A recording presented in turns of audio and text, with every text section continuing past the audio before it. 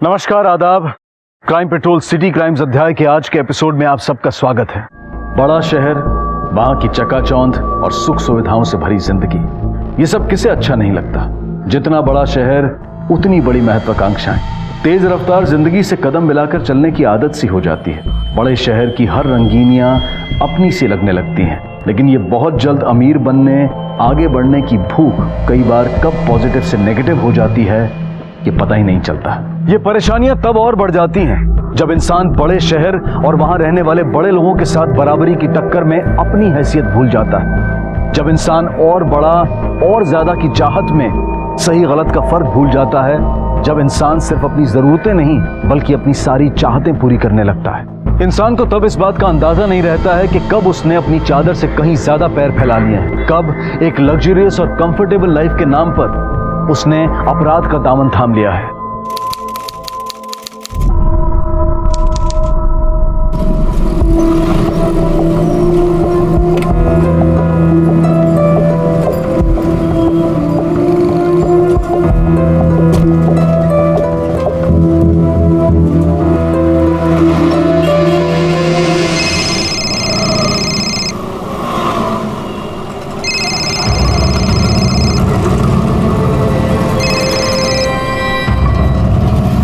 अनिकेत मुझे अभी भी ऑफिस के बाहर छोड़ के गए हैं।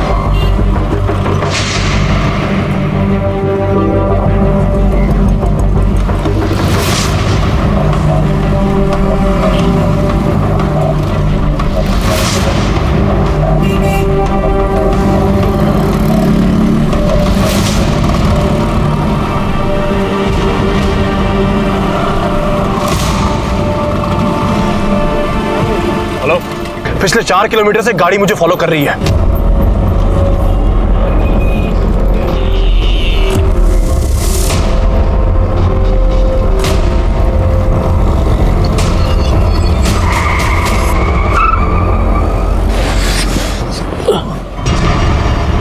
अनिकेत,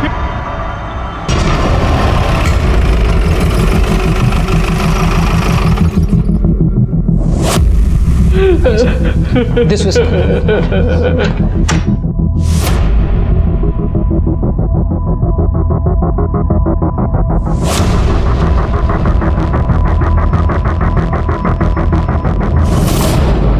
सर, विक्टिम को जब यहाँ लाया गया था वो ऑलरेडी डेड था। मुझे इसकी डिटेल रिपोर्ट चाहिए। Sure sir. इनके साथ कोई और है? हाँ सर, सर वो रही गाड़ी।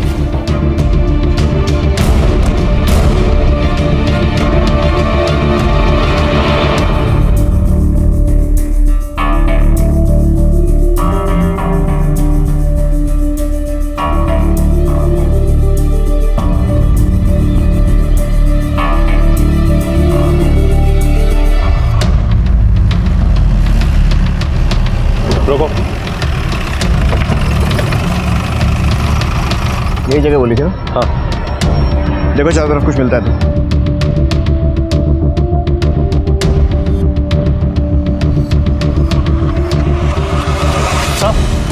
सर ये देख, बुलेट।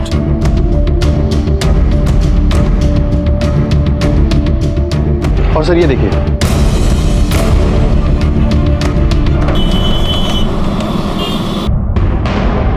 सर अनिकेत की एसयूवी जिस रास्ते से आई थी मैंने उस पूरे रास्ते की सीसीटीवी फुटेज मंगा ली है।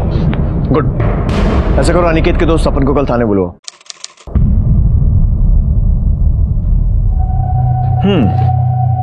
तो मतलब कई किलोमीटर तक एक गाड़ी तुम लोगों का पीछा करती है पर तुम्हें इस बारे में कुछ नहीं पता और साथ में बैठे शख्स को कुछ नहीं करता।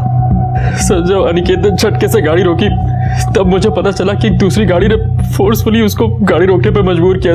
सर उस गनमैन ने अनिकेत पे गन पॉइंट की हुई थी। सर उसने गाड़ी रिवर्स करने की कोशिश की पर तब तक उसने अनिकेत पे गोली चला दी सर। और सर अनिकेत।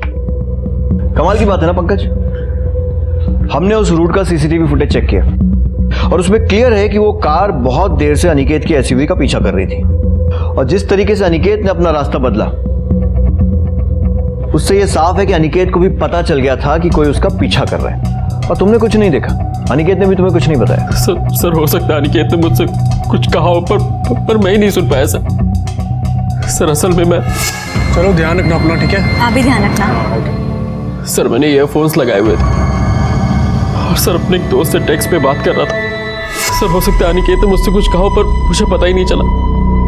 और सर मैंने हुडी भी पहनी हुई थी तो अनिकेत को भी पता नहीं चला होगा कि मैंने ईयरफोन्स लगाए हुए हैं। अच्छा, संगीत प्रेमी है, गुड।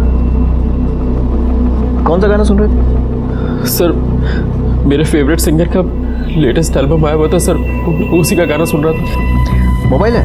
सर क्या हुआ लेकिन? साउंड क्वालिटी चेक करनी है, ज़्यादा कुछ नहीं। पता तो चले कि इतना क्या मजा आ रहा था गाना सुनने में कि आसपास ये सब घट गया और आप गाने में डूबे रहे।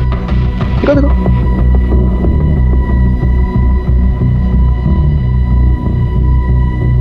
सुना? नहीं सर। पॉज्ड है। सर मैं सिर्फ इतना जानता हूँ कि अगर उस दिन पब्लिक ने शोर नहीं मचाया होता तो उस गनमैन ने सर वापस से फायर कर दिया होता। तो मतलब तुमने उस आदमी का चेहरा नहीं देखा? सर मैं आपको बता तो चुका हूँ कि उसने अपना चेहरा ढका हुआ था और सर उसने हुडी भी पहनी हुई थी जैसे तुमने पहनी थी कल। हाँ सर, पर उसकी हुडी थोड़ी अलग थी। मतलब तुमने ऐसा कुछ भी नोटिस नहीं किया जिससे हमें उस गनमैन को पकड़ने में मदद मिले? सर टैटू, सर उसके राइट हैंड पे एक टैटू बना हुआ था सर। कैसा टैटू? सर एक बड़ा सा टैटू था सर, यहाँ से लेकर यहाँ तक सर ग्रीन रंग का था, डिजाइन बनी हुई थी सर उसमें। हमारे स्केच आर्टिस्ट को बता के बनवा सकते हो? जी सर।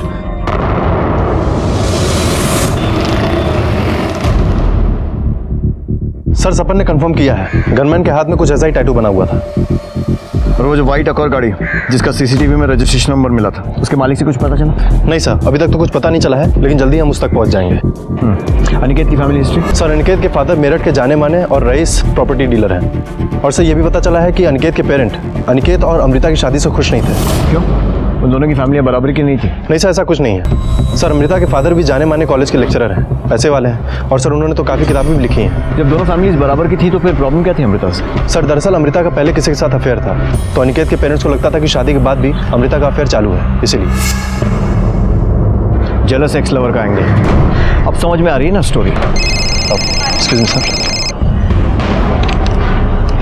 हेलो, क्या? ठीक है, हम अभी आ रहे हैं। सर अनिकेत की लाश को लेकर काफी बवाल हो रहा है। हम ले जाएंगे, छोड़िए इसे, मैंने कहा। चुप हो जाइए। मेरे बेटे की एक ही गलती थी कि इसने इस लड़के के साथ शादी की। अब मैं इसे हाथ भी लगाने नहीं दूंगी। ये क्या बकवास कर रही हैं आप? देखिए, अगर आपने अपना बेटा खोया है तो मेरी बेटी ने भी अपना पति खोया है। अनिकेत के ऊपर मेरी बेटी का भी उतना ही हक है, समझिए आप। छोड़िए मेरे को। क्या हो रहा है सब? आपको मेरे बेटे के मर्डर के लिए इन्वेस्टिगेशन करने की जरूरत नहीं है। मुझे मालूम है मेरे बेटे का मर्डर किसने किया है। गिरफ्तार कर लो इसे, इसी ने मेरे बेटे का मर्डर करवाया है, ये इस कमीने सपन के साथ मिलकर। नहीं सर, ये झूठ बोल रहे हैं। सच बात तो ये कि इन लोगों ने मुझे अपने घर की बहू माना ही नहीं। ये लोग मुझसे नफरत करते हैं क्योंकि इनके बेटे ने मुझसे शादी करी थी। अरे तुझ जैसी औरत के साथ नफरत नहीं करेंगे तो और क्या करेंगे? हमें सब पता है कि तूने कहाँ और किधर किधर गुल खिलाए हैं। अपनी रंगरलियों के लिए तूने मेरे बेटे की जान ले ली है। देखिए, जुबान संभाल कर बात कीजिए संदीप। बस बहुत हुआ। पूरे हॉस्पिटल को मछली मार्केट बना के रखा हुआ है आप लोगों ने। जो मरा है वो आपका बेटा है, आपका दामाद, तुम्हारा पति। कम से कम उसकी तो इज्जत कर लो।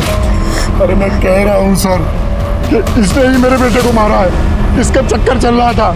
इन दोनों के अलावा किसी को नहीं पता था कि मेरा बेटा कहाँ जा रहा है। इन लोगों ने ही उन गुंडों को बताया होगा। देखिए मैं किसी और को एक्सपर्ट कमेंट देना है? गुड। तो पूरी इज्जत के साथ अनिकेत का क्रियाक्रम कीजिए और उसका कत्ल किसने किया है यह पता लगाने की जिम्मेदारी हम पर छोड़ दीजिए। बॉडी लेकर जाओ, जाइए आप लोग।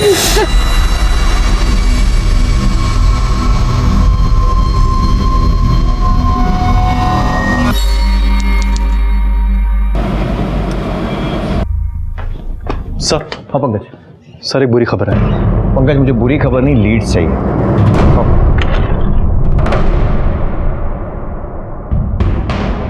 बोलो क्या बुरी खबर है? सर जो कार अनिकेत के एसयूवी का पीछा कर रही थी उसका रजिस्ट्रेशन नंबर UP 14XX4400 फर्जी है सर। इस नंबर की कोई भी एक और कार रजिस्टर्ड नहीं है सर।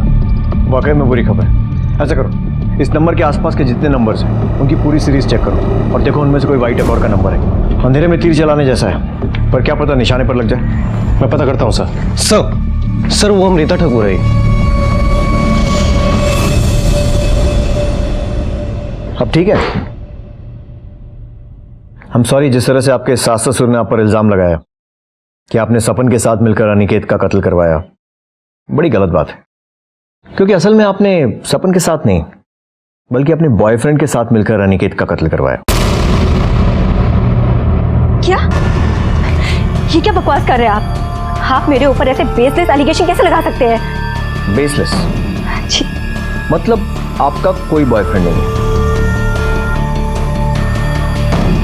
है नहीं सर। था, मेरा बॉयफ्रेंड था। अनिकेत से पहले मेरी लाइफ में कोई और भी था, पर सर शादी से पहले मेरा उसके साथ ब्रेकअप हो चुका था और अनिकेत से शादी करने के बाद मैं बहुत खुश थी। वो मुझसे बहुत प्यार करते थे और मैं भी उनसे बहुत प्यार करती थी। इनफैक्ट मैं अभी भी उनसे प्यार करती हूँ और वो कहीं नहीं गए। वो मेरे लिए जिंदा है, मेरे पास है। ये सब होने के 34 दिन पहले मेरी शादी हुई थी सर। मेरी किस्मत इतनी बुरी कैसे हो सकती है? और सर बॉयफ्रेंड जैसा तो कुछ भी नहीं है सर। सच में? अमृता जी, ये मेरे पास कुछ कागज हैं जिन्हें हम CDR कहते हैं, कॉल डिटेल रिकॉर्ड्स। इनके हिसाब से जब आप अनिकेत और सपन के साथ लंच पर गई थी, उसके जस्ट पहले आपने एक नंबर पर बात की थी और जब उन दोनों ने आपको ऑफिस ड्रॉप किया, उसके बाद फिर से आपने उसी नंबर पर कॉल करके बात की। अब सवाल यह है कि आपने किससे बात की होगी? मुझे लगता है कि आपका बॉयफ्रेंड ही होगा। देखिए, या तो आप बता दीजिए, नहीं तो हम तो पता लगा ही नहीं। हाँ सर, मैंने विक्रम से बात करी थी। विक्रम मेरा एक्स बॉयफ्रेंड। मुंबई में मैं और विक्रम साथ में ही पढ़ते थे और हमारा सीरियस अफेयर भी था। बट सर कुछ रीजंस की वजह से मेरा उसके साथ ब्रेकअप हो गया था और फिर मैं दिल्ली शिफ्ट हो गई थी। सर मैं मूव ऑन कर चुकी थी, पर विक्रम मुझे नहीं भूल पाया था। वो मुझे बार बार फोन करता था, यहाँ तक कि शादी के बाद भी। मैंने उसे बार बार समझाया कि मेरी शादी हो चुकी है, मुझे फोन मत करो, लेकिन उसने कहा कि वो अपनी जान दे देगा। और सर मैं डर गई थी,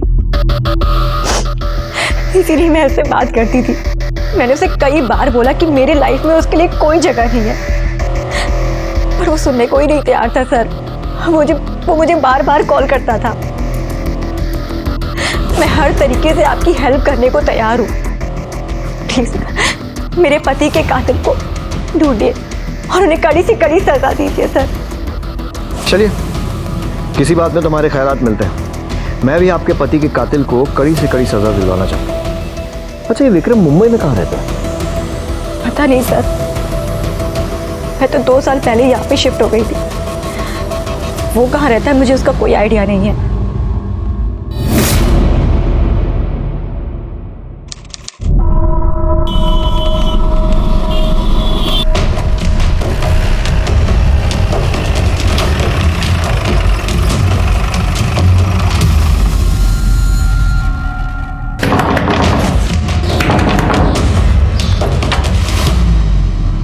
विक्रम जी।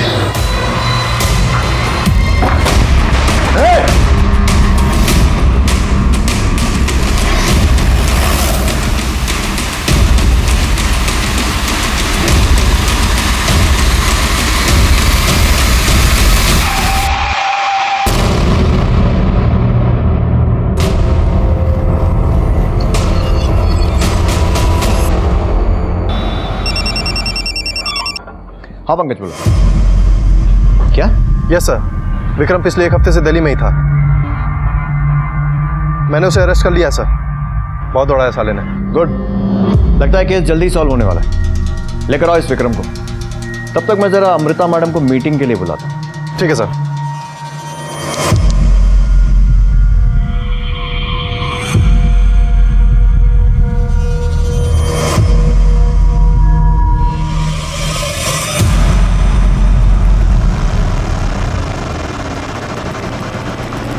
आइए। बहुत सारे सवाल पूछने हैं आपसे, और आपको तो पता ही होगा कि मैं आपसे क्या पूछने वाला हूं। अब मैं आपसे सवाल पूछूंगा, फिर आप इनकार करेंगी, फिर मुझे आपसे सख्ती करनी पड़ेगी, फिर आप डर जाएंगे और फिर सब कुछ बताएंगे। इसमें ना बहुत सारा टाइम वेस्ट होगा हम दोनों का। तो बेहतर है कि आप खुद ही मुझे सब कुछ बता दें। क्यों? बैठिए।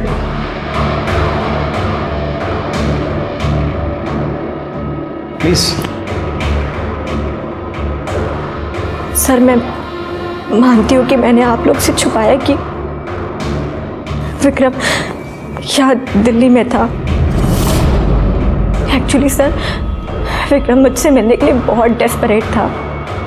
मैंने उसको बहुत बार समझाया, पर इसने मुझे धमकी दिया कि अगर मैं इससे नहीं मिलूंगी तो ये मेरे पति अनिकेत को सब कुछ बता देगा कि ये मुझसे आज भी प्यार करता है। सर, इसी रीज़न की वजह से मैंने इसको हाँ बोल दिया, और अब लंच पर मिलने वाले थे, पर लास्ट मोमेंट पे अनिकेत का फ़ोन आया और उन्होंने बोला कि वो मुझे और सपन को लंच पर लेके जाना चाहते हैं। सर, मैंने विक्रम को मना कर दिया और हम लंच पर चले गए। और लंच से लौटने वक्त उन्होंने मुझे ऑफिस के बाहर ड्रॉप कर दिया और फिर विक्रम ने मुझे कॉल किया।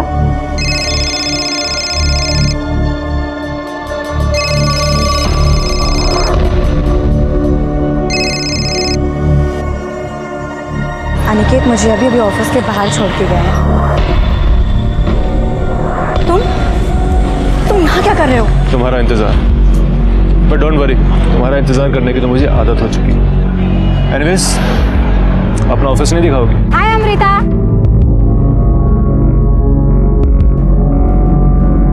Meet my friend Vikram. Hi Vikram. Hi. Hi Vikram. Hello. मैं तो सोच रहा था कि मुंबई छोड़ के अमृता पता नहीं कहाँ काम कर रही है। कॉफी वॉफी नहीं पिलाओगे? ऑफ कोर्स यार, चलो चलो। तो विक्रम तुम्हारे साथ ऑफिस में था? जी, विक्रम मेरे साथ ही था। जब मुझे फोन आया कि सब लोग अनिकेत को हॉस्पिटल लेकर जा रहे हैं, विक्रम ने मुझसे कहा कि वो भी हॉस्पिटल चलना चाहता है, पर मैंने उसको मना कर दिया सर, बिकॉज आप तो जानते हैं मेरे इन-लॉज वो मेरे पर कैसे कैसे एलिगेशंस लगाते हैं। इसी वजह से मैंने किसी को नहीं बताया कि विक्रम यहाँ दिल्ली में है। पर आई डोंट नो कि ये बात सपन को कैसे पता चल गई। मैंने उसको रिक्वेस्ट किया कि ये बात वो किसी को भी ना बताए। उस वक्त इतनी सारी चीज़ें थी हैंडल करने को, सब कुछ इतना कॉम्प्लिकेटेड होते जा रहा था और मैं नहीं चाहती थी कि कॉम्प्लिकेशन और बढ़ जाए। तो फिर तुम पुलिस को देखकर भागी क्यों थे? सर, अमृता ने मुझे बताया था कि पुलिस को हमारे ऊपर शक है, तो मैं डर गया था सर।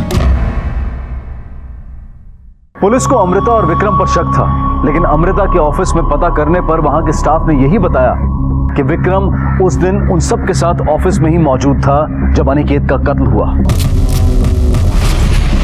पुलिस को लगा था कि वो ये केस जल्दी ही सुलझा लेंगे। पुलिस को एक जरा सी आस नजर आई थी, लेकिन वो भी गलत साबित हुई और फिर उन्हें उस वाइट गाड़ी का नंबर मिला था जो कि फर्जी था।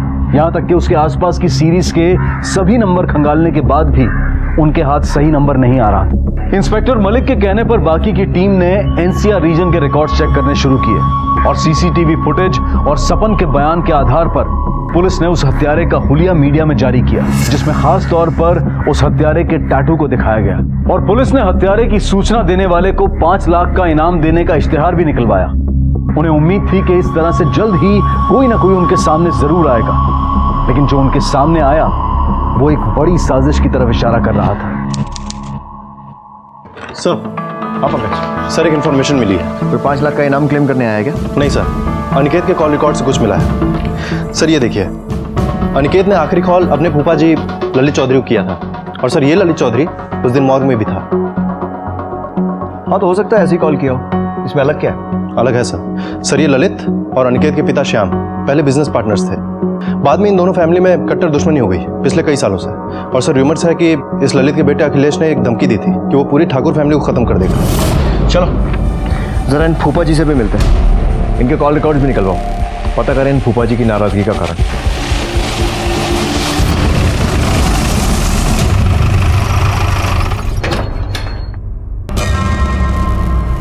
अरे आप लोग यहाँ?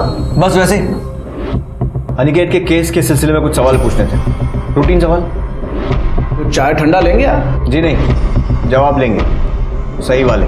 तो ये बताइए, जब अनिकेत का मर्डर हुआ उसके जस्ट पहले उसने आपको कॉल किया था, है ना? अब इसमें छुपाने वाली की बात। हाँ भाई, फोन आया था उसका। क्या कहा था उसने? पिछले 4 किलोमीटर से एक गाड़ी मुझे फॉलो कर रही है।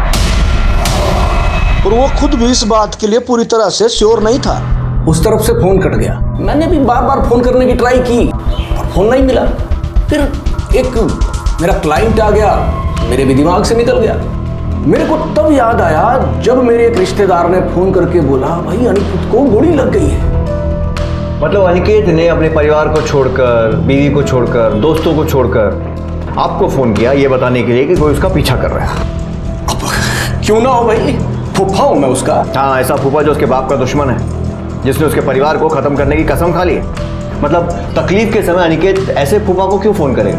तभी ना जब वो तकलीफ खुद फूफा ने दी हो। हमारी कुछ समझ में नहीं आ रहा, आप क्या कहना चाह रहे हैं? ये कहना चाह रहा हूँ कि तूने ही अनिकेत को मरवाया है ताकि उसके परिवार से बदला ले सके। तेरा दिमाग ठिकाने है क्या? दिमाग तो तेरा मैं ठिकाने लगाऊंगा थाने ले जाकर। उठाओ इसे।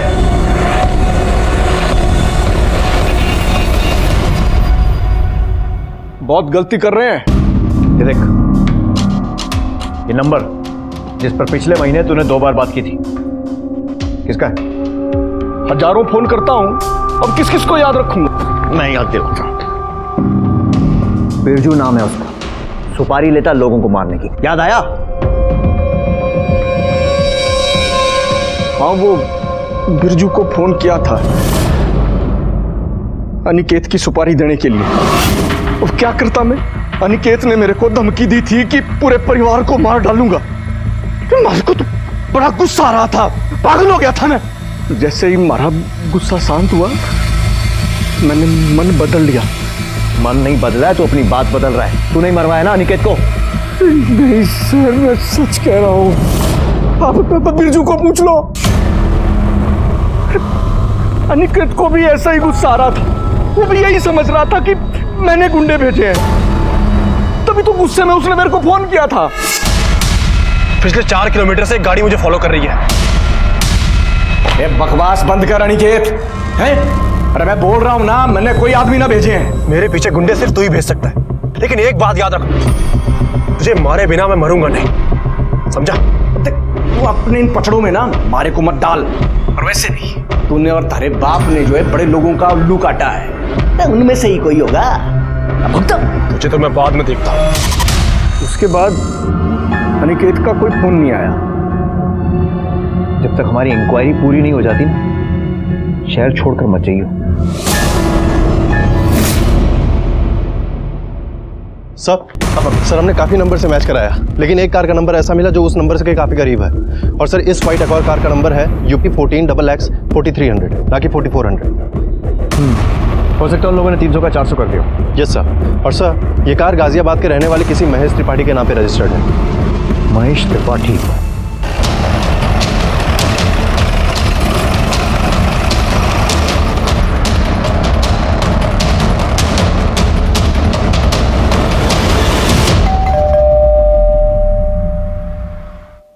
महेश त्रिपाठी? जी हाँ। मैं इंस्पेक्टर मलिक। जी कहिए। व्हाइट अकॉर्ड गाड़ी नंबर UP 14XX 4300 आपकी है? जी मेरी थी, अभी नहीं मेरी। मतलब? सर मैंने 3 महीने पहले किसी को बेच दी। किसे? एक जवान सा लड़का था, शशि सिन्हा नाम था। शशि सिन्हा?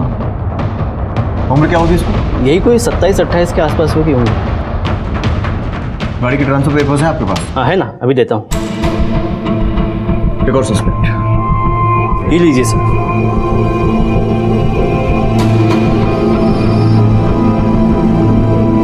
क्या है?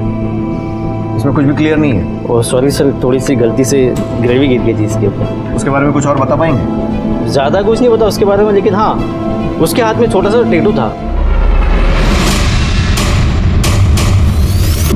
कुछ ऐसा था क्या? हाँ यही था सर।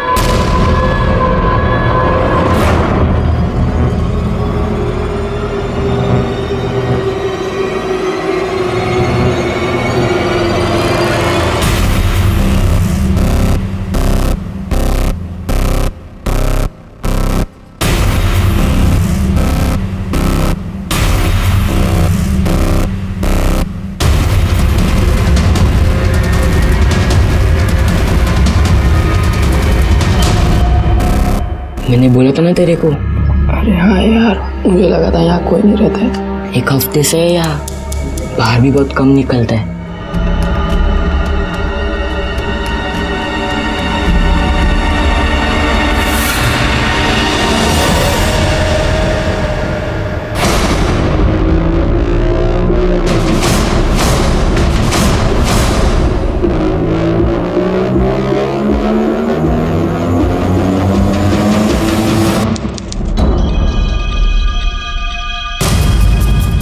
सर मर्डर के एक दिन बाद से ही शशि ने अपना फ़ोन स्विच ऑफ कर दिया है और अभी तक ऑन नहीं किया है सर। इसके घर तो किसी को नहीं भेजा ना अब तक? नहीं सर, अभी तक तो नहीं, लेकिन उसके आस पड़ोस में हमने इसके बारे में पूछताछ की है। सर इसके घर पे सिर्फ इसकी माँ रहती है और उसको खबर नहीं है कि हमारी नज़र उसके ऊपर है। फ़ोन बंद करने से पहले शशि ने आखिरी कॉल किसको किया था? सर किसी पिंटू चड्ढा नाम के आदमी को। पता करो इस पिंटू चड्ढा के बारे में, शायद उसके जरिए हम शशि तक पहुँच सकें। अब पूरी भाजी कितने की थी? पूरी भाजी 40 रुपए की।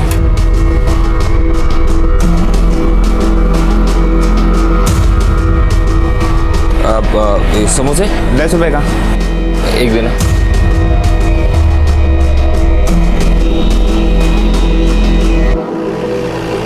अरे सुनो, ये मकान नंबर 248/7 किधर है? इधर चलो।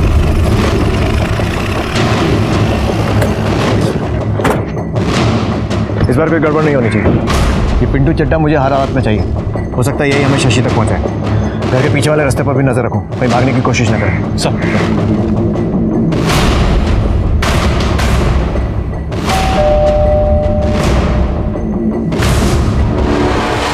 कौन चाहिए?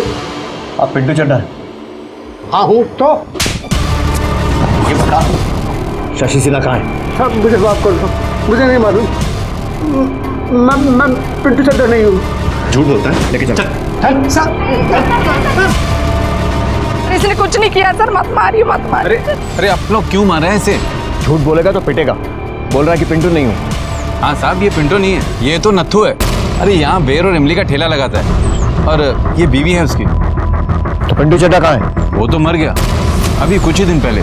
कोई बीमारी हुई थी उससे, कोई आगे पीछे था नहीं, तो हम लोगों ने पैसे इकट्ठे करके उसका क्रियाक्रम कर दिया था। साहब ये घर खाली पड़ा था तो मैं अपने परिवार के साथ आकर यहाँ रहने लगा।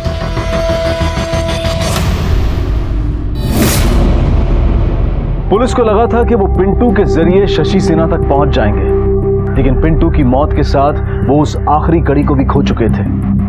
इस केस के दौरान पुलिस के सामने पहलू तो कई आए थे, लेकिन सभी गलत साबित हुए। लेकिन पुलिस शशि सिन्हा तक पहुंचने में कोई गलती नहीं करना चाहती थी, इसलिए इंस्पेक्टर मलिक ने मृत पिंटू चड्ढा के बारे में और पता करना शुरू किया।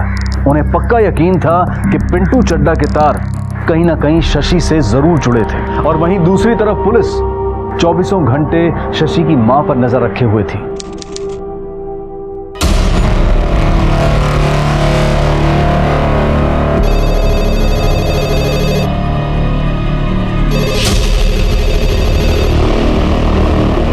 हेलो हेलो माँ, अब शशि बोल रहा हूँ। शशि बेटा, कहाँ हो तुम?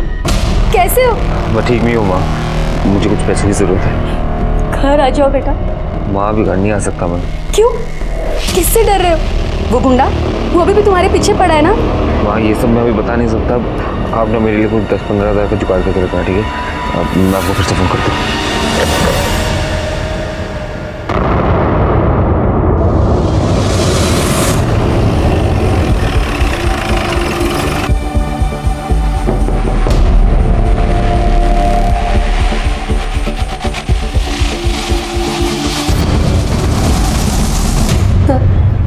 हमारा शशि जब बहुत छोटा था ना तभी उसके पापा गुजर गए थे। उसके बाद भी वो बहुत मेहनत करता था, पढ़ाई में बहुत होशियार था।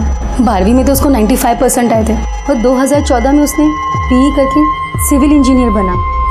पर सर उसे नौकरी नहीं करनी थी, उसे बहुत कम समय में बहुत सारा पैसा कमाना था, इसलिए रियल एस्टेट एजेंट बना वो।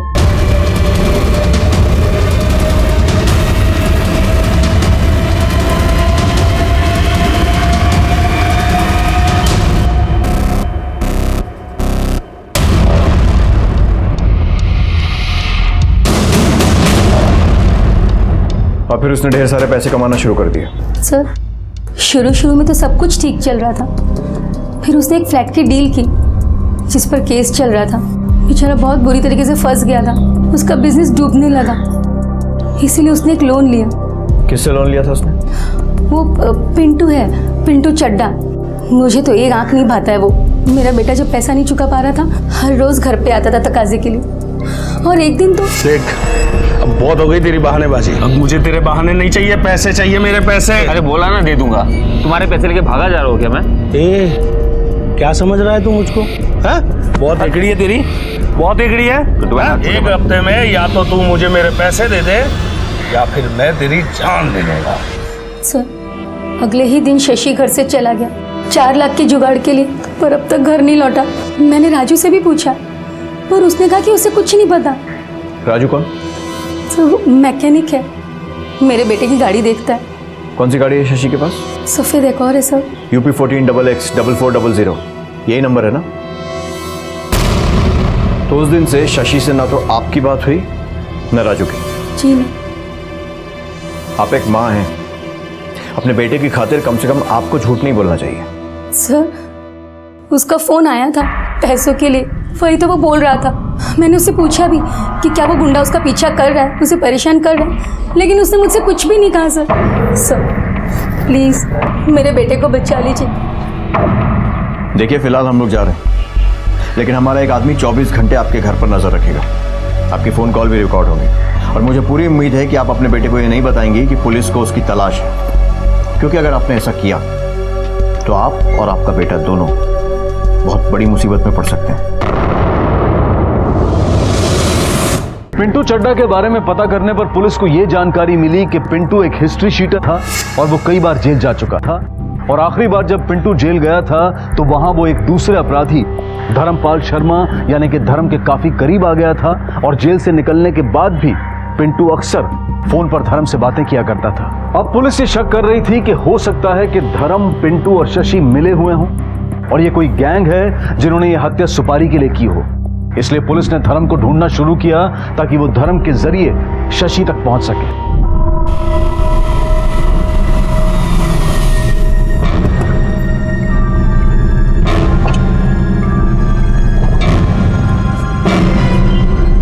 जाओ ऐश कर। क्या बात है धर्मपा जी, आप तो सच में धर्मात्मा बन गए। 100 का नोट दे दिए। अरे हम तो पैदाइशी धर्मात्मा है।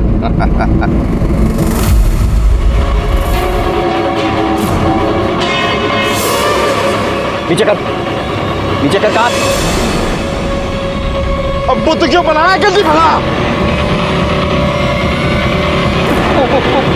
पुलिस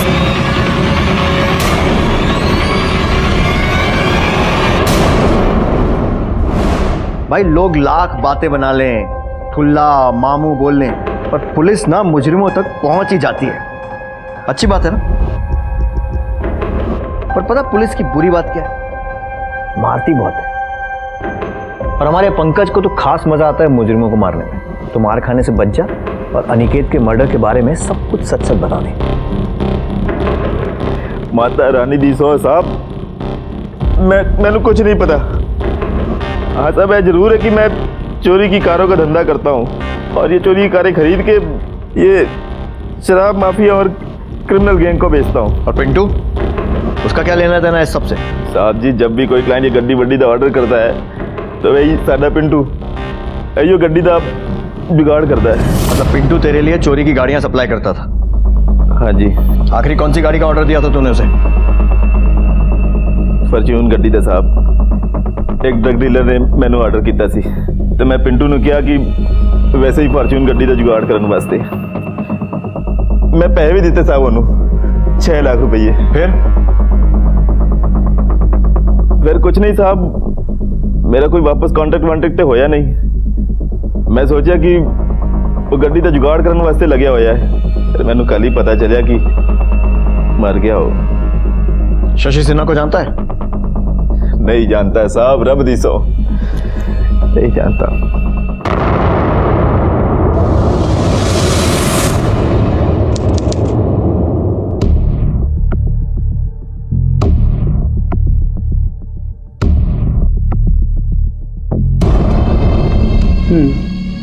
ठीक है, हम इसे निकाल सकते हैं। कितने लगेंगे? तकरीबन 2 लाख।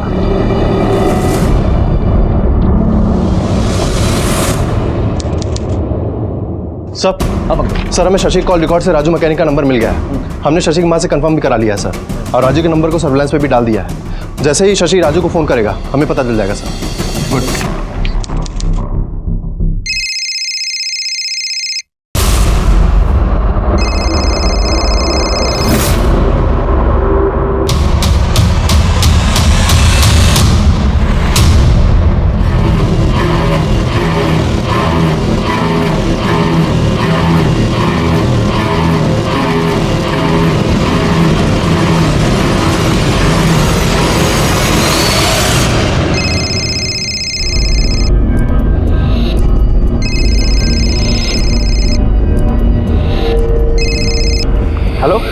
हेलो राजू, शशि बोल रहा हूँ। शशि? अरे कैसा है तू? मैं ठीक हूँ, तू कैसा है? अरे मेरी छोड़, तू अपनी बताना, तू कैसा है? अरे राजू, बहुत बुरी तरह फंस गया हो यार। मुझे मेरी गाड़ी बेचनी है, 2 लाख से ऊपर कुछ भी चलेगा। अच्छा ठीक है, तू घबरा मत, तू ना गाड़ी लेके सीधा मेरे पास आ जा। हाँ ठीक है, चल बाय।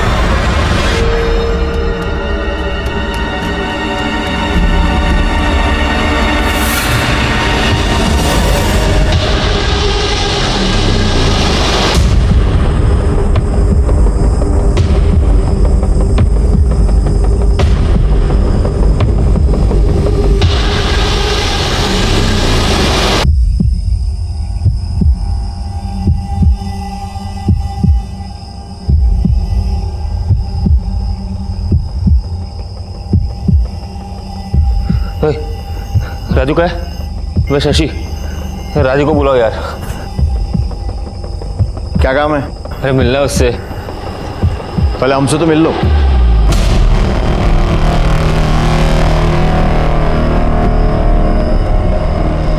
लेके चलो इसे।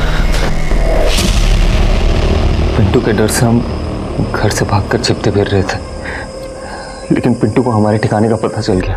एक फॉर्च्यून एसयूवी कार लेकर आ जा, तो मैं ना तेरे 4 लाख रुपए और उसका सूद सब माफ कर दूंगा। फॉर्च्यून एसयूवी कहाँ से लेके आओ पिंटू भाई? कहाँ से लेके आओ? अरे चोरी कर ले। मुझे उसकी उधारी चुकानी थी और मेरे पास कोई चारा नहीं था। और मैं और राजू मैकेनिक उस दिन नोएडा में व्हाइट फॉर्च्यून एसयूवी ढूंढने निकल गए। हमें 1-2 एसयूवी मिली, पर वो व्हाइट नहीं थी। फिर हमें रेस्टोरेंट के बाहर अनिकेत की व्हाइट फॉर्च्यून देखी।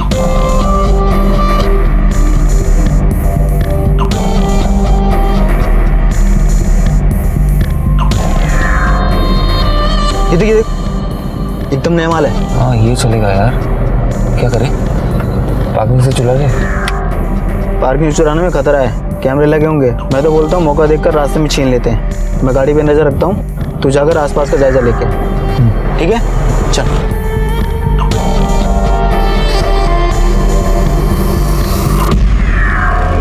तो तू सही मौके की तलाश में बैठा था कि उसे मार कर एसयूवी चुरा ले।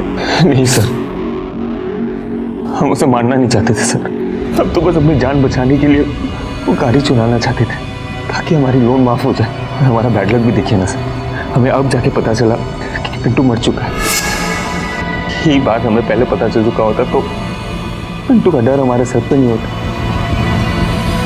लेकर जाने।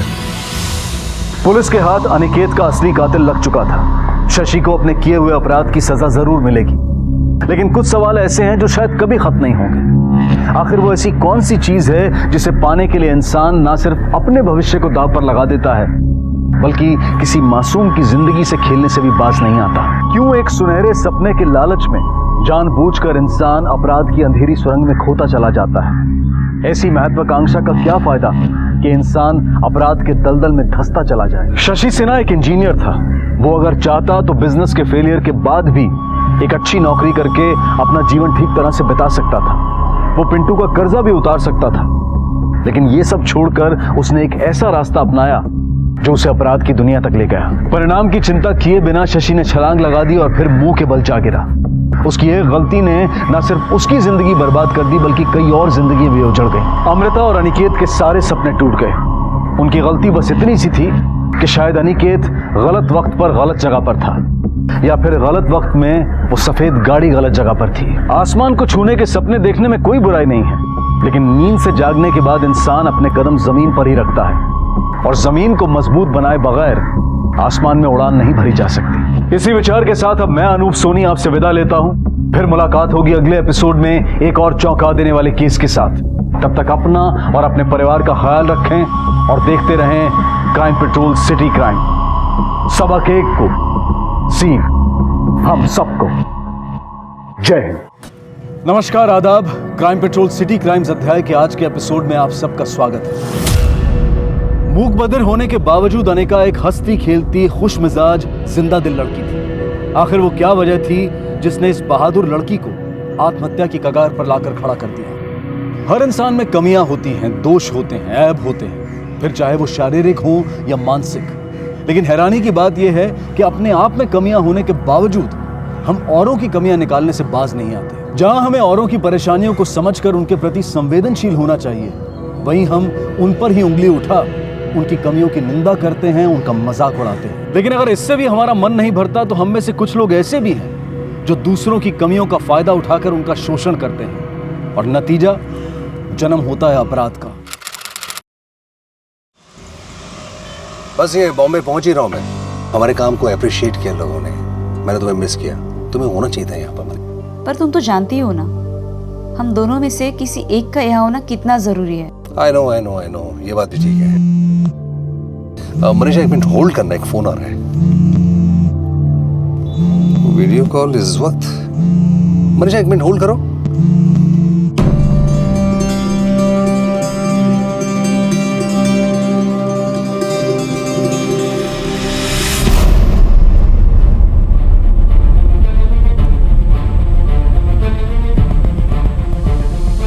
अरे ये क्या कर रही हो? नीचे उतरो। ये क्या कर रही हो तुम? मत करो, रुक जाओ, मत करो ऐसा। उतरो नीचे। ये क्या कर रही हो तुम? क्या हुआ देवेन?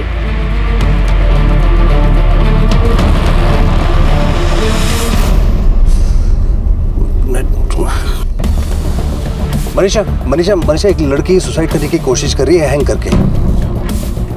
3 दिन हमें पहले एक लड़की का फोन आया था ना, जो डिजेक्टेड लग रही थी। मुझे लग रहा है शायद वही लड़की है। फोन कट गया, नेटवर्क का इशू है। ओके, तुम उसका नंबर जल्दी से मुझे सेंड।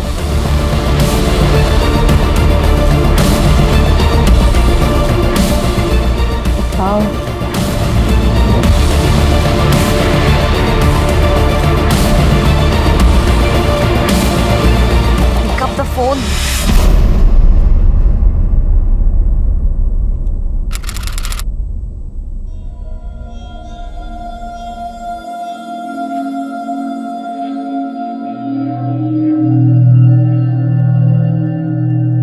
खुश थी मैं लाइफ से, किसी और से, अपने आप से।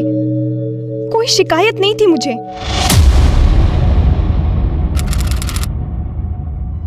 मुझे देख सभी सोच में पड़ जाते, ये लड़की इतनी खुश कैसे? हमेशा हंसती रहती है, खेलती रहती है, कभी हार नहीं मानती। लेकिन मुझे विश्वास था कि मैं लाइफ में कुछ भी कर सकती हूँ, कोई मुझे रोक नहीं सकता। और आज मैं खुद अपने आप को रोक नहीं पा रही हूँ।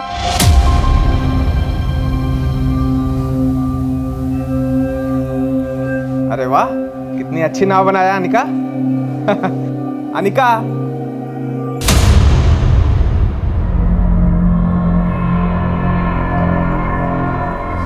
अनिका, मैं पैदा ही ऐसे हुई। मुझे लगता था यही नॉर्मल है।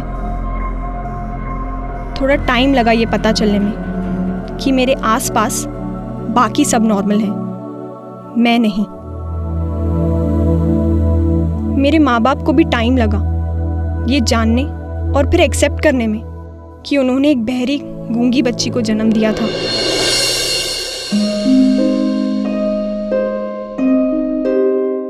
मेरी छोटी सी बहन है ना तो मेरी गुड़िया, हम बहुत मजा करेंगे, बहुत खेलेंगे।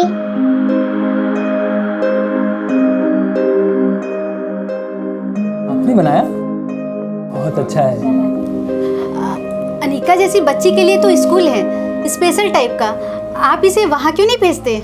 अब कैसी बात करें मैडम, इतने पैसे कहाँ से आएंगे? मैं तो एक मामूली इलेक्ट्रीशियन हूँ। पैसे ही तो नहीं लगेंगे, अरे सारा खर्च सरकार की तरफ से होगा और पढ़ाई भी फ्री में और आगे चल के काम भी दिलवाएंगे।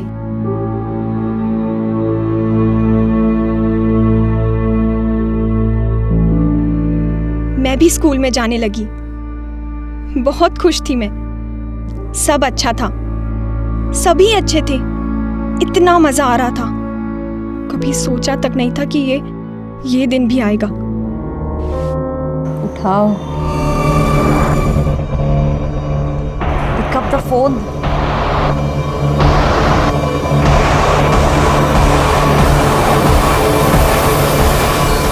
Thank God. तुमने फोन किया था मेरे हस्बैंड को, वो बात नहीं कर पाया क्योंकि वहां नेटवर्क नहीं था, इसलिए मैंने तुम्हें फोन किया। तुमने पहले भी फोन किया था ना, 3 दिन पहले। आई थिंक ये रत्ती भट्ट भोपाल से है। सर पुराने वीडियो कॉल रिकॉर्ड से पता चला है कि ये रत्ती भट्ट भोपाल से है। भोपाल से? ठीक है, मैं भोपाल पुलिस को कांटेक्ट करता हूँ, तुम उससे एंगेज करके रखो, उससे बात करते रहो। सर मनीषा मैम वही कर रही है। ठीक है, ओके। रुको, देखो मेरी तरफ देखो, मेरी बात सुनो।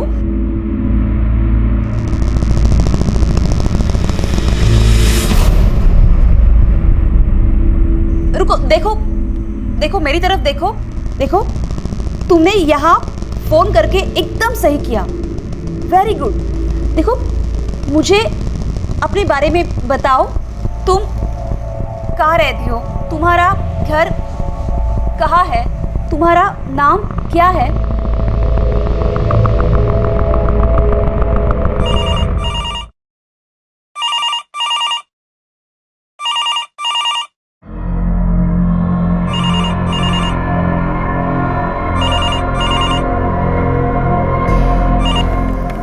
हेलो। It's very urgent. एक लड़की रत्तीगढ़ में सुसाइड करने की कोशिश कर रही है। अभी तो बहुत लेट हो गया, आप कल फोन करिए। क्या मतलब? कल बात कीजिएगा। एक लड़की की जान खतरे में है। हेलो। देश में ऐसी कई हेल्पलाइंस मौजूद हैं जो कठिन समय में हताश लोगों को आत्महत्या का रास्ता चुनने से रोकती हैं, जो ऐसे लोगों की सेवा करती है जो बोल और सुन नहीं सकते। विश्वास मूक बधिर हेल्पलाइन। पति पत्नी मनीषा और देवेंद्र गोयल इस हेल्पलाइन को चलाते हैं। अपने बधिर भाई को एक एक्सीडेंट में खो देने के बाद देवेंद्र ने अन्य मूक बधिर व्यक्तियों की सहायता करने की ठान ली। इस हेल्पलाइन का नंबर सभी मूक बधिर संस्थाओं में उपलब्ध है और इसी प्रकार अनिका को अपने स्कूल द्वारा यह नंबर प्राप्त हुआ। अनिका द्वारा ज्यादा जानकारी ना मिलने से मामला और पेचीदा हो गया था और एनजीओ कर्मियों का काम और मुश्किल।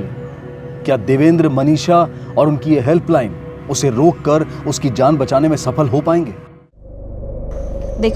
देखो तुमने यहाँ फोन किया, हमें तुम्हारे बारे में बताओ। तुम साइन लैंग्वेज जानती हो? आई डोंट थिंक सो ये साइन लैंग्वेज जानती है, बेसिक जानती है बस। साइन लैंग्वेज जानती हो?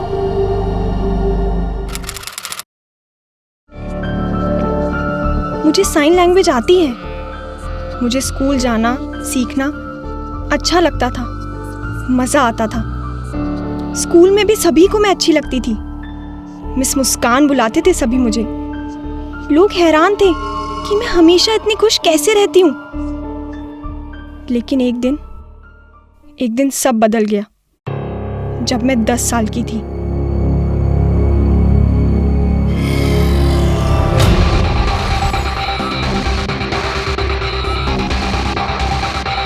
रुको अनिका, वेट, मेरी बात सुनो, मुझे बताओ तुम क्या सोच रही हो? बोलो अनिका।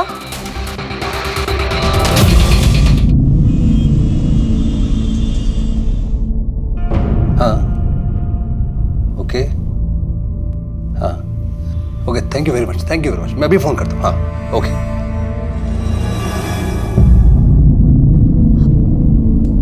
अनिका देखो, मेरे 2 बच्चे हैं, दोनों बेटे। रुको, देखो, मेरी बात सुनो। एक बेटी चाहिए थी तुम्हारे जैसी, जिसके साथ मैं सब कुछ शेयर करूं, लेकिन सेकंड टाइम भी बेटा ही हुआ। देखो अनिका, तुम्हें तो पता ही है लड़की होना कितना मुश्किल होता है, खासकर तब जब अपना कोई ना हो जो ध्यान से हमारी बात सुने, हमें समझे। अनिका, मैं तुम्हें सुनूंगी, बोलो। Hello hello, Tripathi, inspector Tripathi. Sir ji तो अभी नहीं है घर पे, वो लेट नाइट वॉक पे गए हैं। आप कौन है? हम उनके घर पे काम करते हैं सर। देखिए, बहुत अर्जेंट बात है, बहुत इमरजेंसी वाली बात है। आप समझ रहे मैं क्या कह रहा हूँ? आप उनको आने के साथ ही बोलिए कि मुझे फोन करें। आप समझ रहे हैं? हाँ हाँ। आप मेरा नंबर नोट करिए अभी, तुरंत। हाँ। अच्छा अनिका, ये बताओ तुम कब तक स्कूल गई थी? तुम 12th स्टैंडर्ड तक पढ़ी हो, क्लास में भी सबसे फर्स्ट। वाह अनिका, अच्छी स्टूडेंट थी, 76% मार्क्स मिले और क्लास में भी हाईएस्ट, और तुम्हें सबसे पहले जॉब मिली। 76% तो तुम बहुत इंटेलिजेंट हो। Very good.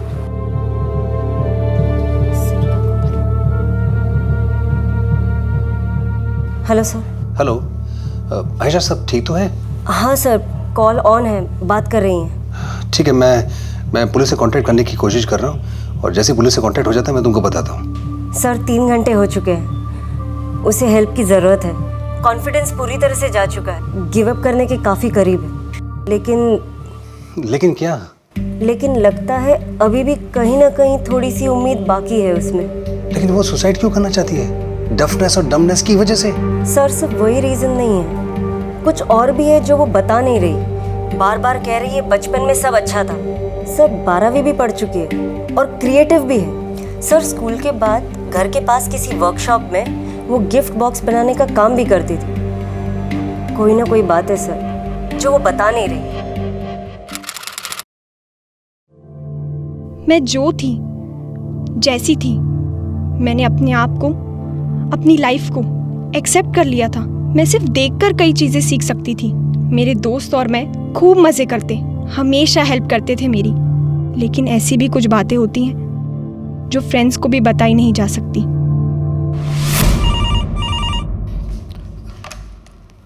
हेलो, तुम्हें समझ में नहीं आ रहा है? सीरियस बात है ये, किसी की जान खतरे में है। सर जी तो अभी सो गए, अभी उनको जगा नहीं सकते, डिस्टर्ब हो जाएंगे ना। तो तुमने उनको कुछ कहा ही नहीं?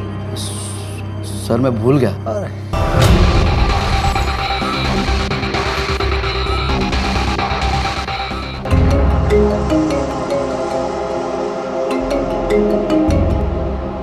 हाँ देवेंद्र, क्या हुआ? नंबर सही नहीं है क्या? हाँ नहीं, नंबर सही था लेकिन बात हो नहीं पाई ठीक से। अच्छा सुनना, मुझे तुझसे एक फेवर चाहिए। एक्चुअली क्या है कि मैं भोपाल में तेरे अलावा किसी को जानता नहीं हूँ, तो प्लीज़ प्लीज़।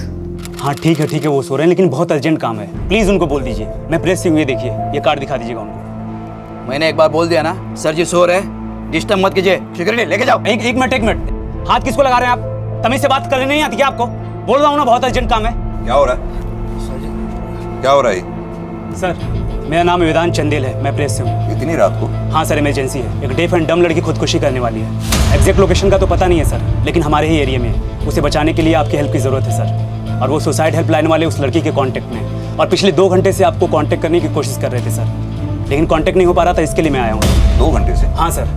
क्यों शंकरी, 2 घंटे से चल रहा है ये सब? तुम्हारी अकल क्या घास चढ़ने गई है? आप रुकिए, मैं 5 मिनट में आता हूँ। ड्यूटी है तुम्हारी, और ये लेट का मतलब क्या है? और इमरजेंसी टाइम बता के आएगी तुम्हारे लिए? तुम्हें पता है उस लड़की की जान बचाने के लिए हमारे लिए एक सेकंड कितना कीमती है? नॉनसेंस। चलो ले लो।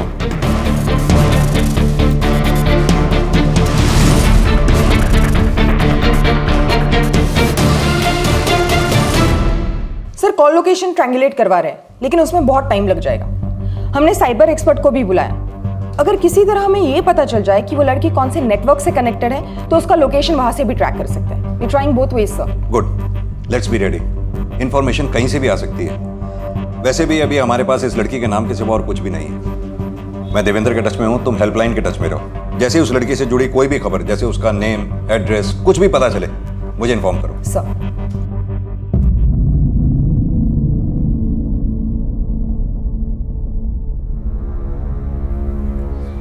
अनिका, अनिका मुझसे बात करो।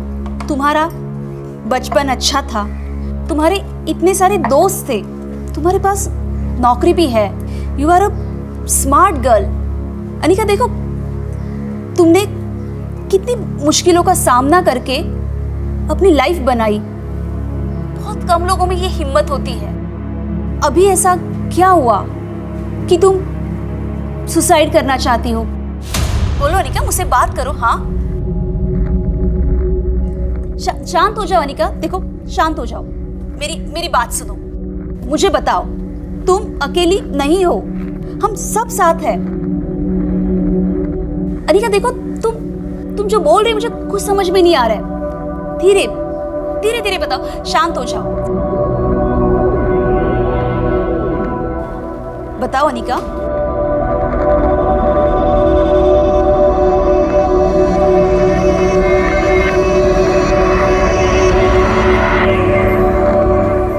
साल की होने के बाद। Sir, cyber expert Pranesh. Hello, कर पाओगे ये सब? जी सर, हो जाएगा। हमारे पास इंफॉर्मेशन ना के बराबर है। नो प्रॉब्लम सर, मैं आईपी एड्रेस ट्रैक करके लोकेशन ढूंढने की कोशिश करता हूँ। That's good. देखो अनिका, तुम 10 साल की थी तब क्या चेंज हुआ था? तुम अकेली नहीं हो, हम सब तुम्हारे साथ हैं। बोलो, डरो मत, बताओ मुझे।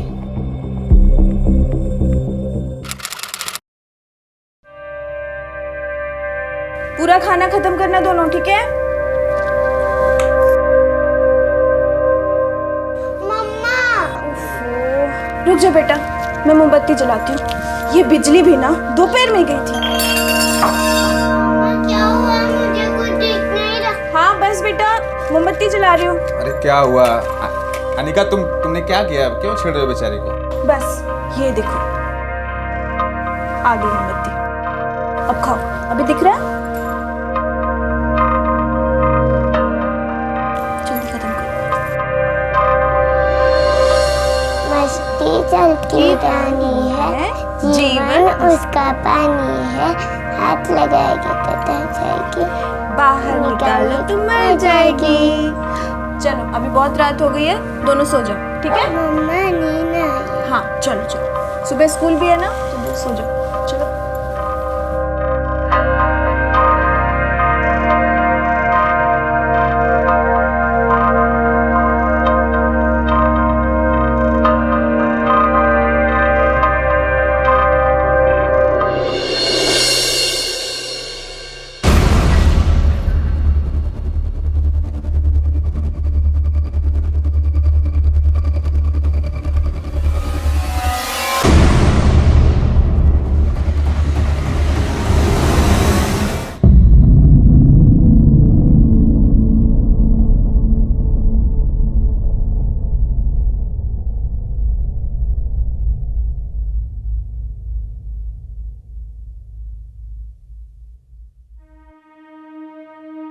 अनिका, किसने किया ये सब? कौन था वो? ऐसा एक बार हुआ, 2 बार हुआ या बार बार?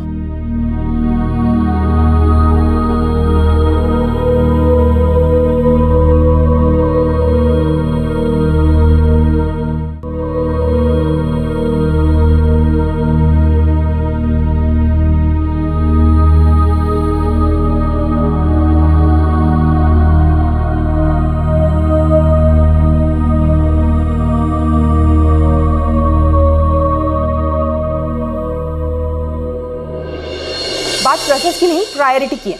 लाइफ एंड डेथ का सवाल है, वो जो भी हो जल्दी करिए प्लीज। बेटा नीलिमा, ये हेल्पलाइन वालों ने अनिका की फोटोग्राफ्स भेजी है, आप दोनों को मैं सेंड कर रहा हूँ। प्रणेश, इस फोटो से देखो अनिका के सोशल मीडिया पे कुछ मिलता है क्या? नीलिमा, अनिका की फोटोग्राफ आसपास के एनजीओ और ऐसे स्पेशल स्कूल जो डेफ एंड डम से कनेक्टेड हैं उनके पास भेजो, शायद कोई इन्फॉर्मेशन मिले। वो ट्रायंगुलेशन रिकॉर्ड का क्या हुआ?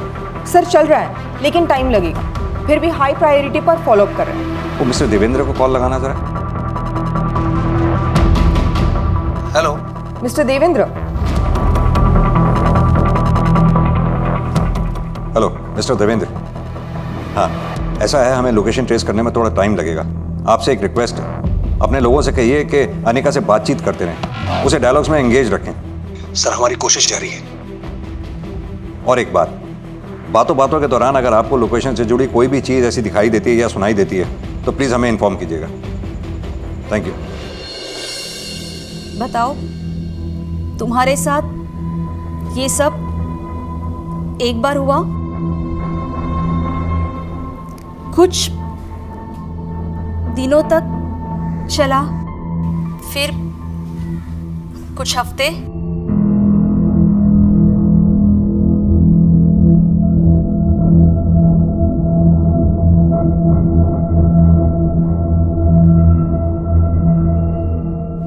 सालों तक? 15 साल 15 साल मुझ पर जबरदस्ती होती रही। 6 महीनों पहले तक चलता रहा। 6 महीने पहले तक? 15 साल तक तुमने ये सब अपने पेरेंट्स को क्यों नहीं बताया? देखो, अगर मेरी बेटी होती और उसके साथ ऐसा कुछ होता तो मैं जरूर चाहती कि वो मुझे सब कुछ बताए। कौन था वो अनिका? तुम जानती थी उसे?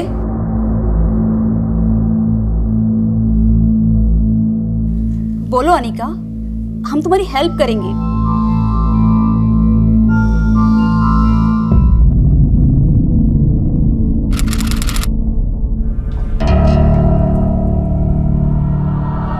कुछ बोलना है? बोल। क्या बोल रही है? मुझे कुछ समझ में नहीं आ रहा है। माँ को समझ ही नहीं आया जो मैं उसे बताने की कोशिश कर रही थी। मुझे खुद उस उम्र में कुछ समझ नहीं आ रहा था। अरे खाना लगाओ। हाँ, तुझसे मैं बात करती हूँ, ठीक है? पापा खाना मांग रहे हैं। मैं माँ को कैसे समझाती, क्या समझाती? चाहते हुए भी मैं किसी को नहीं बता पाई और इसीलिए उनकी हिम्मत बढ़ती गई। पहले तो सिर्फ अपने हाथों से मुझे छूता था। अरे क्या हुआ? रो क्यों रही है? किसी ने कुछ बोला? हाँ, बताना क्या हुआ, बोल।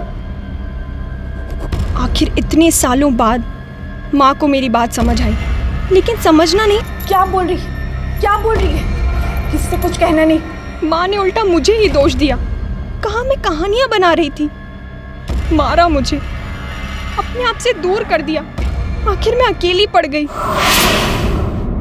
लेकिन क्यों अनिका? क्यों तुम्हारी माँ ने तुम पे विश्वास नहीं किया? क्या वो जानना नहीं चाहती थी कि तुम्हारे साथ ये सब किसने किया?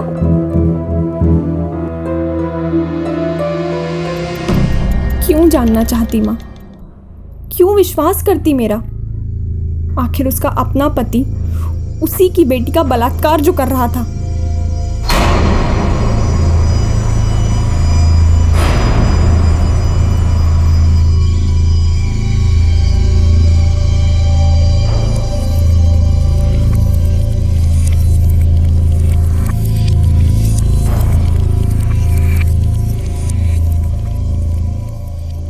सॉरी अनिका, तुम्हारे साथ जो हुआ वो किसी और के साथ ना हो। तुमने वाकई अपनी लाइफ में बहुत सफ़र किया है, लेकिन अनिका 6 महीने पहले सभी बंद हो गया था, तब तुमने सुसाइड नहीं किया, उसके पहले भी नहीं किया। अभी ऐसा क्या हुआ? बोलो अनिका, बताओ बताओ।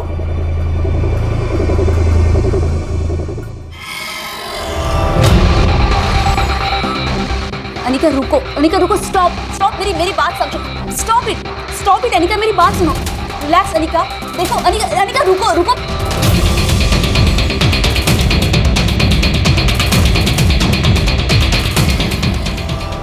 अनिका, अनिका रुको, Anika stop it, look at me Anika, Anika don't do this. देखो उसमें तुम्हारी कोई गलती नहीं है अनिका, ऐसे मत। अरे नेटवर्क चला गया, मैं अभी चेक मॉडेम जल्दी, तुम्हारे इसमें देखो, चेक करो। संतोष ट्राई कर रहा हूँ मैम। ऑफ करके ऑन करके देखो जल्दी। जी हाँ। नहीं। 8 घंटे बीत चुके थे मनीषा और उसके सहयोगियों को अनिका से बात करते हुए। 8 घंटे तक वो अनिका को जीवित रखने में सफल रहे थे, लेकिन संपर्क टूटने पर ऐसा लगा कि मानो वो अनिका को खो चुके थे। एक पिता अपनी ही मूक बधिर बेटी की परिस्थिति का ऐसा फायदा उठाए, ये सोचकर भी घिन आती है, गुस्सा आता है। लेकिन अपने पिता द्वारा इस तरह का अत्याचार सहने के बावजूद अनिका ने उम्मीद नहीं छोड़ी थी, वो डटी रही। तो फिर अचानक ऐसा क्या हुआ कि अनिका का हौसला डगमगाने लगा, उसकी उम्मीद टूटने लगी। वो कौन सी बात थी जो अनिका अब भी छुपा रही थी? वो बात जिसने अनिका जैसी दिलेर लड़की को आत्महत्या करने पर विवश किया। अरे इतना टाइम, हाँ, नाम बता दिया है, शहर बताया, फिर भी अभी तक पुलिस को कोई लीड नहीं मिल पा रही है। कनेक्शन टूट गया है, उससे बात नहीं हो पा रही है। हमें तो पता भी नहीं वो जिंदा है या वो गर्ल, वो कुछ बताना चाहती थी। मैं वेदांत से बात करता हूँ, हम लोग देखते हैं कि पुलिस कहाँ तक पहुँची है। हेलो सर, सिग्नल ट्रायंगुलेशन में टाइम लग रहा है। साइबर एक्सपर्ट सर्वर चेक कर रहे हैं। जिस इंटरनेट कनेक्शन से अनिका कनेक्टेड है, उस वाईफाई का आईपी एड्रेस यहाँ कहीं लोकेट हुआ है। नीलिमा, अपनी टीम को पेयर्स में डिवाइड करो, 2-2 करके। पर्सनल्स को इस पूरे एरिया के जगह जगह पे डिप्लॉय करो, ताकि जैसे ही हमें अनिका का सही एड्रेस मिलता है, पर्सनल्स उस जगह पर आसानी से पहुंच सकें। सर एक और बात, वेदांत को मिस्टर देवेंद्र का फोन आया था, शायद आपका फोन नहीं लग रहा था। अनिका से कांटेक्ट टूट गया, कनेक्शन फिर से एस्टैब्लिश होते ही अपडेट करने का है। Anika please please pick up the phone, phone उठाओ अनिका। Thank God. अनिका, तुम ठीक हो? बोलो।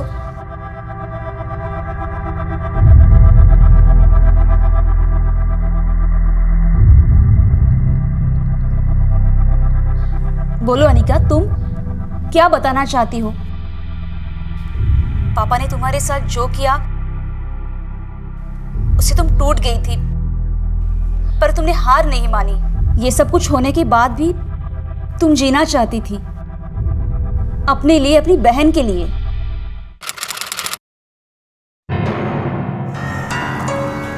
वाह दीदी, ये मेरे लिए। शादी के बाद सारे गहने इसी में रखूंगी। Thank you so much.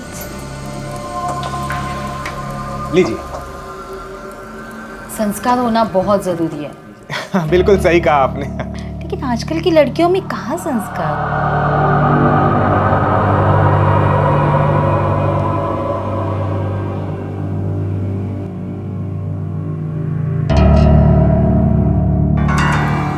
हाय, मैं विकास।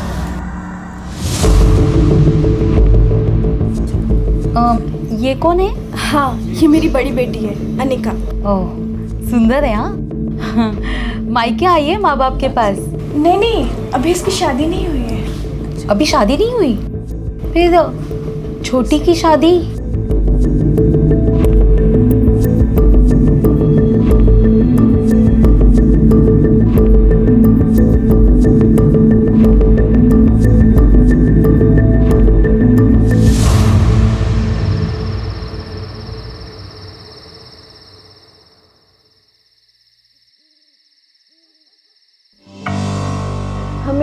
शादी करवा देनी चाहिए, नहीं तो फिर माला की शादी में दिक्कत आएगी।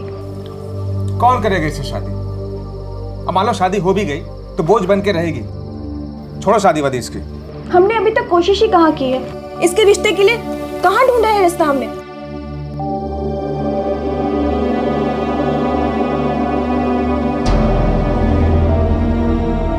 रिश्ते की बात है ना, मिल जाएगी। मैं इसकी शादी करवा के ही रहूंगी। या फिर कोई और बात है जो आप इसकी शादी करवाना नहीं चाहती? अब और कौन सी बात होगी? हैं? अरे मैं तो खुद चाहता हूँ कि इसकी शादी हो जाए। मेरा बोझ ही हल्का होगा। ढोला लड़का इसके लिए।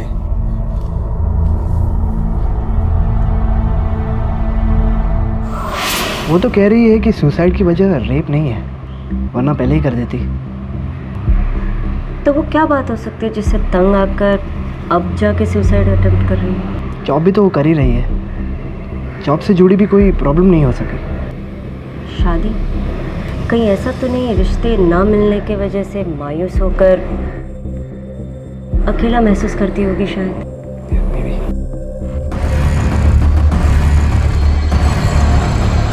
आखिरकार पुलिस को हैकर की मदद से उस वाईफाई मॉडेम के आईपी एड्रेस की लोकेशन मिल गई जिसको अनिका इस्तेमाल कर रही थी।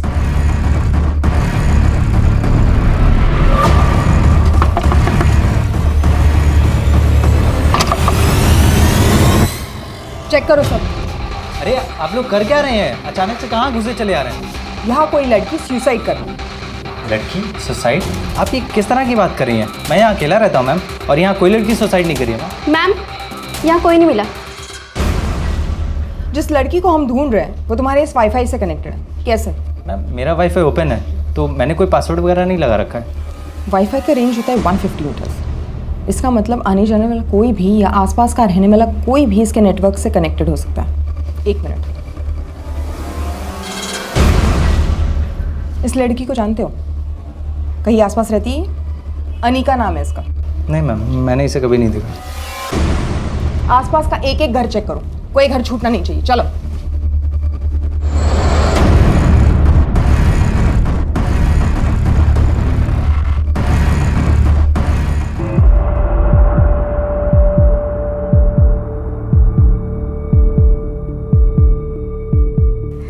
देखो इधर, अनिका, तुम्हारी शादी ना होने की वजह से तुम हताश हो। तुम्हारे बहन की शादी हो गई, तुम्हारे बहन की शादी में वो मेहंदी लगवाई तुमने।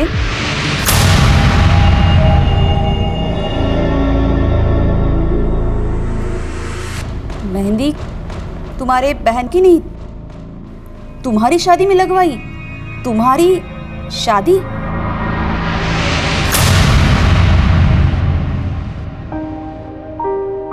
माँ ने मेरे स्कूल से ही मेरे लिए रिश्ता ढूंढने की कोशिश की, कोई मेरी ही तरह जो मुझे समझ सके, मुझे अपना सके, मुझे प्यार दे सके। बहुत खुश थी मैं। इस नरक से बाहर निकलने का रास्ता मिल गया था मुझे। एक नई लाइफ, एक नया हमसफर, सब कुछ ठीक होने जा रहा था।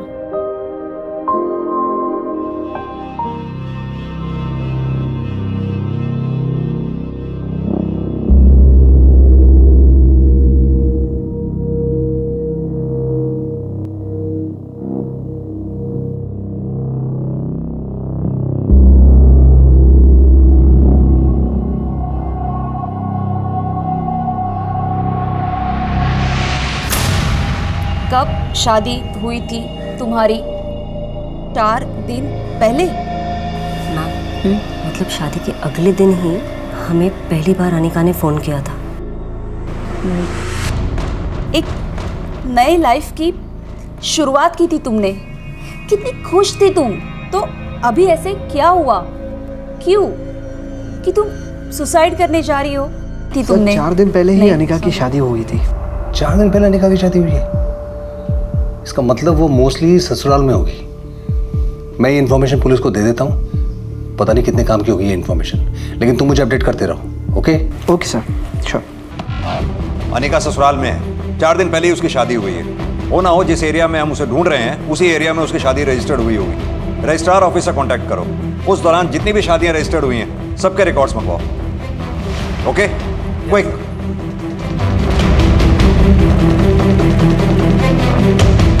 हाँ नीलिमा, तुम उसे ढूंढते रहो। मैंने यहाँ उस दौरान रजिस्टर्ड हुई शादियों के रिकॉर्ड्स मंगवाए हैं। जैसे ही कुछ पता चलता है मैं तुम्हें इन्फॉर्म करता हूँ।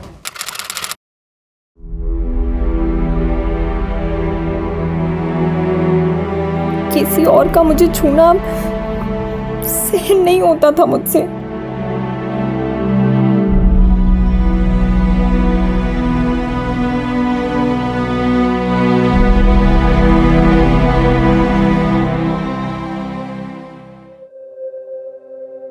सब खत्म हो गया। मैं टूट गई। मेरी हिम्मत, उम्मीद और जीने की चाह सब बिखर गए। उस एक पल में मैं समझ गई कि मेरा आने वाला कल ठीक मेरे बीते हुए कल जैसा ही होने वाला था। क्यों मेरे साथ बार बार यही हो रहा है?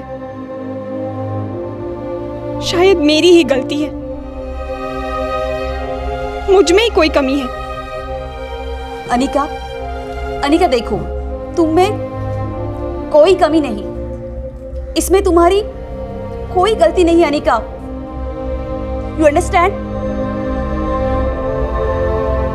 देखो, गलत तो ये है कि हर बार ऐसा कुछ होने पर ज्यादातर लड़कियां खुद को कोसती है, खुद को दोष देती है। ऐसा क्यों अनिका?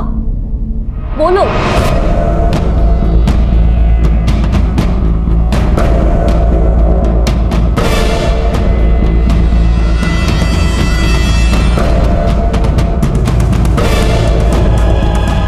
जहां मनीषा और उसके सहयोगी सामने आए इस खौफनाक सच का सामना कर रहे थे, वहीं पुलिस समय रहते अनिका की जान बचाने की जद्दोजहद में लगी हुई थी। वक्त के खिलाफ छिड़ी इस जंग में आखिरकार किसकी जीत होने वाली थी? जिंदगी की या फिर मौत की?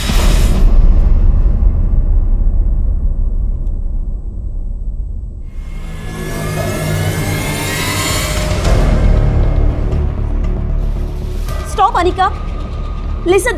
अनिका देखो, अनिका स्टॉप। कुछ पता चला? No ma'am. Hello, yes ma'am, marriage registrar office के रिकॉर्ड से अनिका के ससुराल का एड्रेस मिल गया है। मैं आपको अभी सेंड कर रहा हूँ। ठीक है। उसके बिहाफ में हमको एग्जैक्ट लोकेशन पता चल गई है। मैं आपको एसएमएस करता हूँ। ओके, लोकेशन जल्दी सेंड करो, इमीडिएटली। अनिका देखो, अनिका 10 साल की थी तुम, क्या गलती थी तुम्हारी? अनिका ना चाहते हुए भी जबरदस्ती हुई तुम्हारे साथ। उस एज में भी तुमने अपनी माँ को ये सब बताने की हिम्मत रखी, कोशिश की, लेकिन अनिका उसमें तुम्हारा कोई दोष नहीं था। दोष तो उन सब का है जिन्होंने तुम्हारे साथ ज्यादती की। Anika listen to me. Anika देखो इधर। 2 मिनट दिखा रहा है, सीधे जाके फिर right. Come on.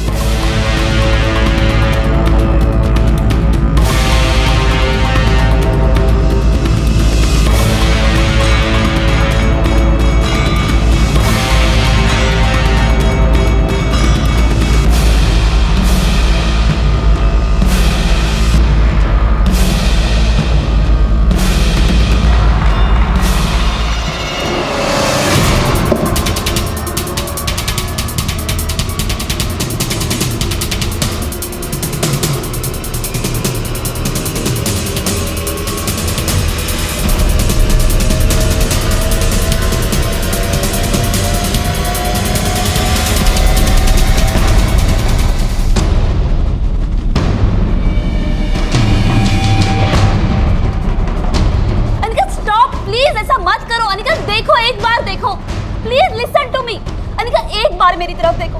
Anika don't do this. Anika ऐसे मत करो। अनिका एक बार देखो, मेरी बात सुनो। अनिका ऐसा मत करो प्लीज। अनिका स्टॉप।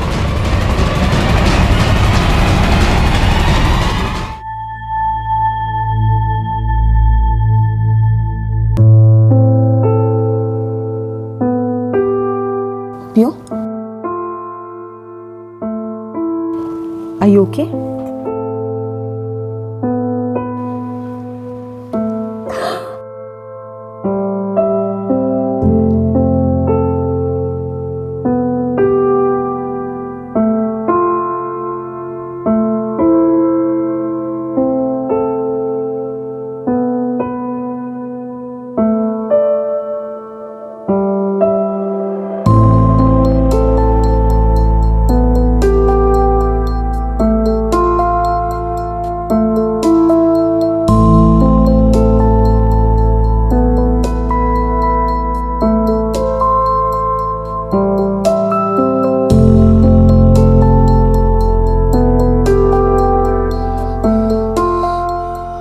मनीषा, मनीषा सब ठीक तो है? क्या हुआ?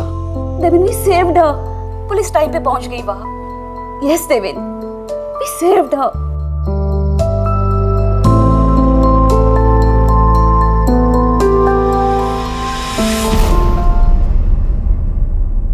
बिल्कुल आखिरी क्षणों में जिंदगी ने हार के मुंह से जीत छीन ली।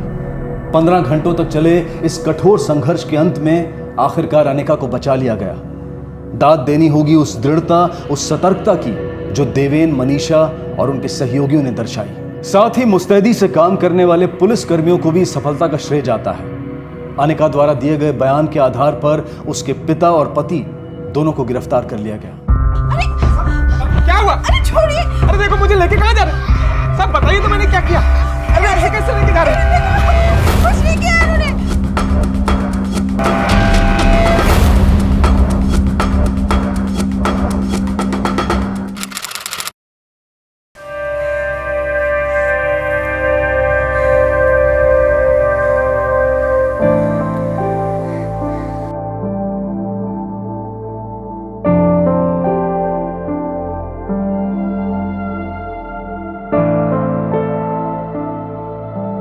अनिका, खुश हो ना? चलो दिखाओ क्या है? क्या क्या सुंदर है तुम्हारे पास।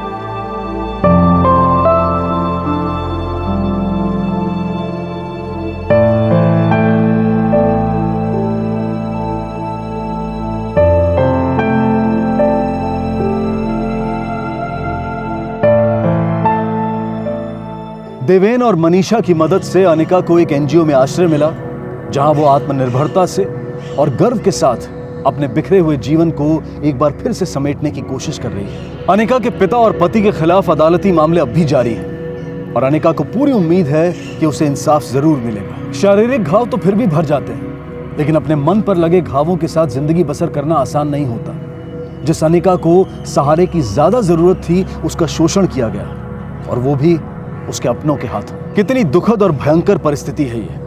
पिता और पति, जिन दो व्यक्तियों पर दायित्व होता है अपनी बेटी और अपनी पत्नी की रक्षा करने का, वही भक्षक बन बैठे।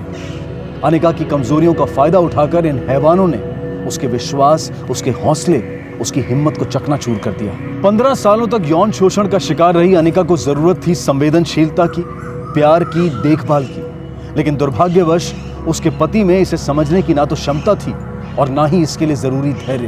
बदकिस्मती से अनिका जैसे कई और लोग हैं जिन्हें रोजाना इस तरह के अत्याचार का सामना करना पड़ता है। विकलांग और असहाय व्यक्ति अक्सर इस तरह की ज्यादतियों का शिकार बनते हैं। हमें तहे दिल से मनीषा और देवेन का शुक्रिया अदा करना चाहिए, जिन्होंने इतनी जद्दोजहद के बाद इंदौर पुलिस के साथ मिलकर इस हेल्पलाइन की स्थापना की। ऐसी कई हेल्पलाइंस मौजूद हैं जो लोगों की अलग अलग समस्याओं को हल करने में उनकी मदद करती हैं, लेकिन दुर्भाग्यवश लोग इन सुविधाओं से बेखबर हैं और हमारा ये फर्ज बनता है कि हम लोगों को इस बारे में अवगत कराएं, उन्हें जानकारी दें, ताकि अनिका जैसी कई और जानें समय रहते बचाई जा सके। इसी विचार के साथ अब मैं अनूप सोनी आपसे विदा लेता हूं।